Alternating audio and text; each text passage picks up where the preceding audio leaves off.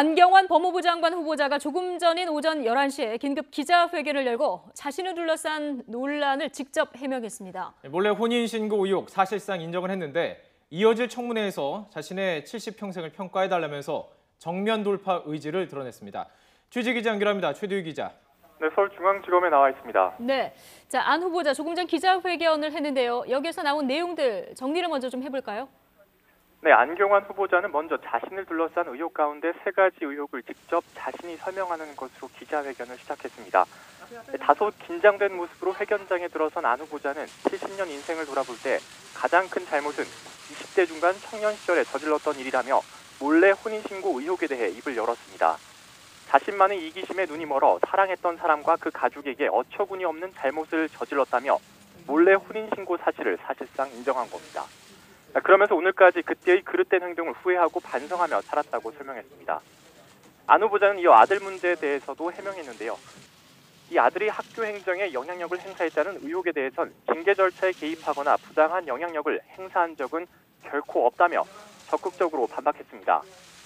아들은 학내 절차를 거쳐 중징계 처분을 받았다면서 학교 측에서 징계 절차의 일환으로 부모의 탄원서를 제출하라고 요구해서 부끄럽고 참담한 아비의 심경으로 탄원서를 제출했다고 말한 겁니다.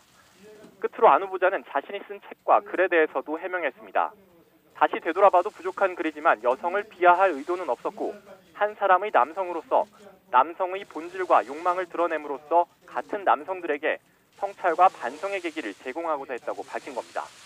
그러면서 이어질 청문회에서 자신의 70평생을 총체적으로 평가해달라며 자진 사퇴가 아닌 정면 돌파 의지를 드러냈습니다.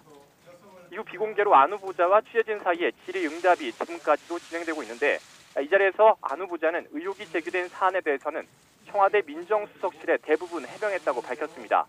특히 오늘 안 후보자가 인정한 몰래 혼인신고에 대해선 국가인권위원장 취임 당시 사전 검증에서 내부적으로 해명했다고도 덧붙였습니다. 네, 많은 분들이 안 후보자가 인정했던 그 몰래 혼인신고 이 내용이 어떤 내용인지 궁금해하는데요. 자세히 전해주시죠.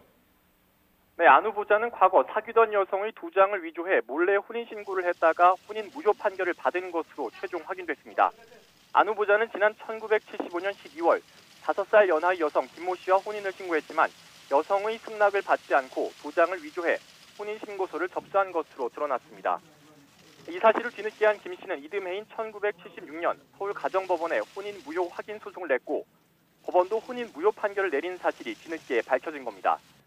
당시 판결문에 보면 안 후보자는 혼인신고가 돼 있으면 김 씨가 어쩔 수 없이 사랑하게 되고 혼인을 할 것이라고 막연히 생각했다고 변론한 것으로 돼 있습니다. 지금으로부터 40여 년 전 일이라 공소시효가 지난 사안이긴 하지만 상대방의 도장을 위조해 혼인신고를 하는 행위는 사문서 위조에 해당하는 범죄 행위여서 법무부 장관으로서 자질 논란이 일고 있는 겁니다. 이뿐만이 아닙니다. 안 후보자가 국가인권위 홈페이지와 저서 등에 최종 학위를 법학 박사라고 기재했지만 사실은 3년제 로스쿨을 졸업해 JD를 받았다는 의혹도 추가로 불거진 상태입니다. 이에 대해 법무부 측은 미국의 학위 체계와 우리나라의 학위 체계가 다르고 그동안 JD는 법학 박사 또는 로스쿨 박사로 다양하게 번역됐다고 해명했습니다. 여기에 퇴학 처분을 당한 아들의 구제를 위해 직접 학교장에게 선처를 요청해서 학교 행정에 영향력을 행사했다는 의혹까지 불거진 상태입니다. 이 안 후보자는 그동안 각종 논란에 대해서는 청문회에서 밝히겠다는 입장이었지만 혼인 무효 판결을 받은 사실까지 뒤늦게 드러나면서 오늘 적극적인 해명이 필요하다는 판단을 한 것으로 보입니다.